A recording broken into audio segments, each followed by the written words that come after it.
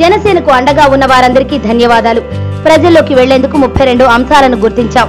June నుంచి party నిర్మాణం ప్రారంభమవుతుంది. వచ్చే ఎన్నికల్లో యువతకు పెద్దపీట.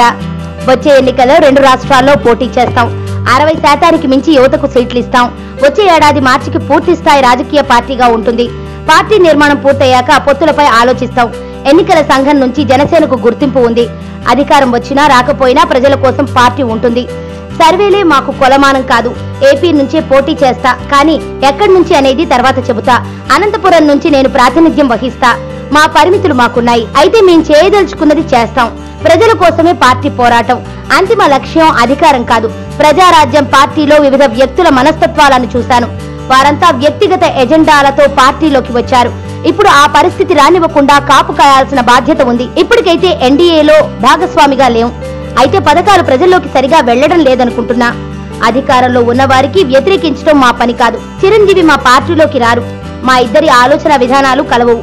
కుటుంబ కలహాలతోనే యూపీలో అఖిలేష్ ఓడిపోయారు. పవన్ కళ్యాణ్. సుబ్బు, నీకు తెలుసా, నాకు ఎర్లీ మార్నింగ్ ఒక కల వచ్చింది. నువ్వు నన్ను జ్యువెలరీ షాప్కి తీసుకెళ్ళి వడ్డానం కొనిచ్చావంట. ఏ టైంకి? గుర్తులేదు సుబ్బు, 5కి అనుకుంటా. అదే మరి 5కి మీ బాబు వచ్చి బిల్లు కట్టినట్టు నాకు కాల్ వచ్చింది.